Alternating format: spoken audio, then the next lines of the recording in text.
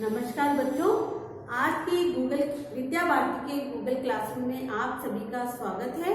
मैं शोभा शर्मा माध्यमिक आदर्श विद्या मंदिर पुरानी बस्ती से आज आपको कक्षा 9वीं विषय विज्ञान में पाठ 7 जीवों में विविधता में एनिमेलिया का वर्गीकरण का अध्ययन करवाऊंगी।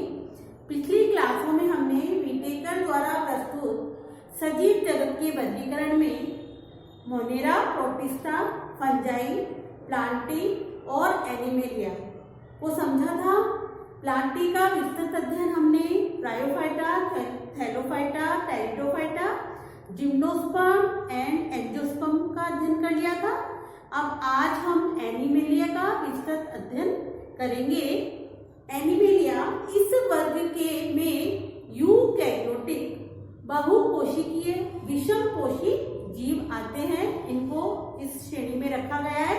इनकी कोशिकाओं में कोशिका भित्ति नहीं पाई जाती और अधिकतर जंतु चलायमान होते हैं, यानी कि इनमें चलने के लिए अंग होते हैं। शारीरिक संरचना और विभेदीकरण के आधार पर इनका एनिमेलिया का वर्गीकरण किया गया है। शारीरिक संरचना और विभेदीकरण के आधार पर तो पहला है पोरीफेरा।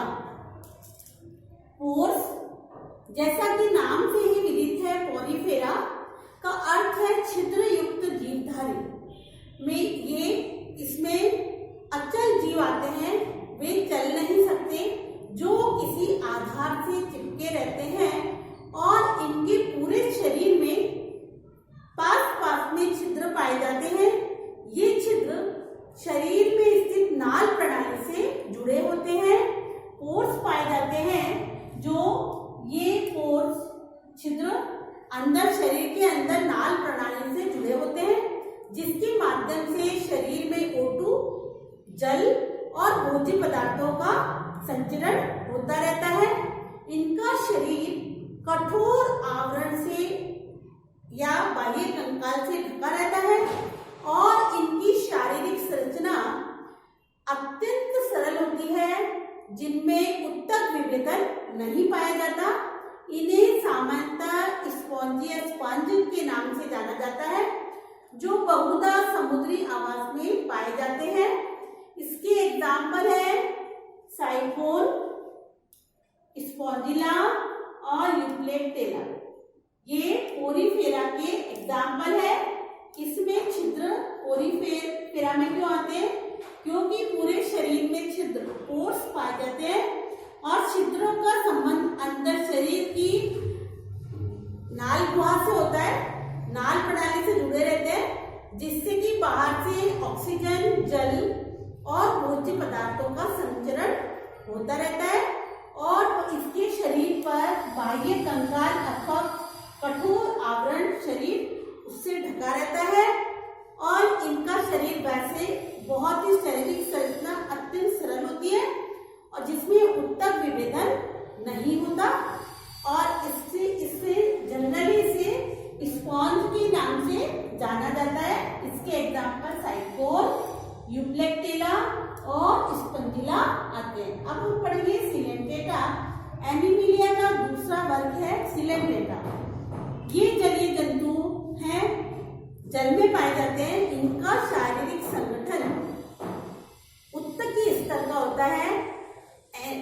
पोरीफेरा से डेवलप होते हैं ये। इनमें देह गुहा एक पाई जाती है।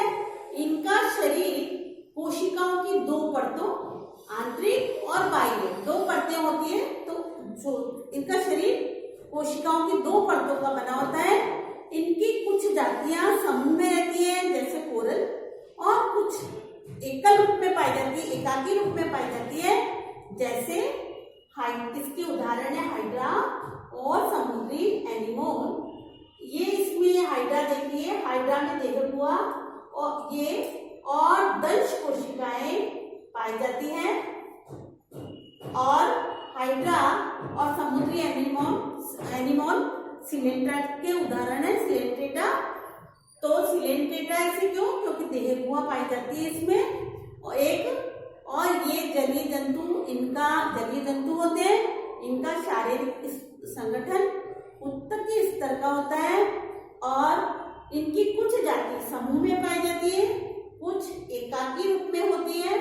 तो ये हमारे सिलेंट्रेटा के उदाहरण है, समुद्री एनीमोन और हाइड्रा। अब तीसरा वर्ग है प्लेटीहेल्मिन्थेस। इस प्रकार के जंतु चपटी आकृति के होते हैं, चपटाकार चपटी होते हैं ये। इस वर्ग के जंतु की शारीरिक संरचना पोरिफेरा और सिलेंट्रेटा वर्ग से कुछ विकसित होती है, अधिक जटिल होती है शारीरिक संरचना। इनका शरीर द्विपार्श्व सममित होता है, मतलब अर्थात शरीर के बाएं और दाएं दोनों भाग की संरचना समान होती है। इनमें इनका शरीर द्विपार्श्व सममित होता है, मतलब बाएं और दाएं दोनों भाग की संरचनाएं समान होती है, सेम होती है। इनका शरीर त्रिकोरक होता है, अर्थात त्रिकोरक अर्थात इनमें उत्तक विभेदन त्रिस्तरीय 3 कोशिकाओं के स्तर से होता है। इनके शरीर में बाह्य और आंतरिक दोनों प्रकार के स्तर बनते हैं। इनमें कुछ अंग भी बनते हैं। इनमें वास्तविक देह गुहा का अभाव होता है और जिसमें सुविकसित अंग व्यवस्थित हो सके, तो इनमें वास्तविक देह गुहा जिसमें सुव्यवस्थित अंग विकसित हो सके का अभाव होता है और शरीर इनका पृष्ठधारीय एवं चपटा होता है, इसलिए इन्हें चपटा कृमि भी कहते हैं। प्लेटीहेल्मिन्थेस के जीवों को चपटे कृमि भी कहा जाता है। और जैसे देखिए प्लेनेरिया ये स्वच्छंद जंतु है और लिवर फ्लूक ये है परजीवी जंतु है, लिवर फ्लूक। तो प्लेटीहेल्मिन्थेस जो कि देखिए पोरिफेरा और सिलेंट्रेटा से अधिक विकसित शरीर की शारीरिक संरचना होती है और उत्तकीय शरीर द्विपार्श्व में त्रिकोरकीय होता है, 3 स्तर की कोशिकाओं का बना होता है इनका शरीर। और ये परजीवी होता है, लिवर फ्लूक परजीवी होते हैं और इसमें आंतरिक और बाह्य दोनों प्रकार के स्तर बनते हैं। और देह गुहा जो वास्तविक देह गुहा का अभाव होता है, जिसमें सुव्यवस्थित अंग व्यवस्थित हो सके। इनका शरीर पृष्ठधारी एवं चपटा होता है, इसलिए इसे चपटा कृमि भी कहा जाता है।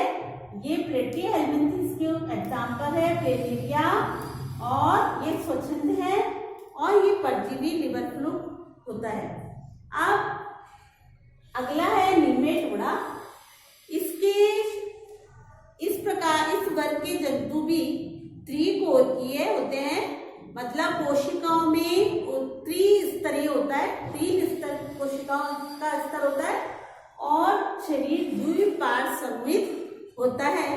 इनका शरीर चपटा नहीं होकर इनका शरीर बेलनाकार होता है और इसमें देह गुहा पाई जाती है, जिसे पूर्णसीलोम कहा जाता है। इसकी देह गुहा को पूर्णसीलोम कहा जाता है और इसमें उत्तक पाए जाते हैं, परंतु अंग तंत्र पूर्ण विकसित नहीं होता और ये परजीवी होते हैं।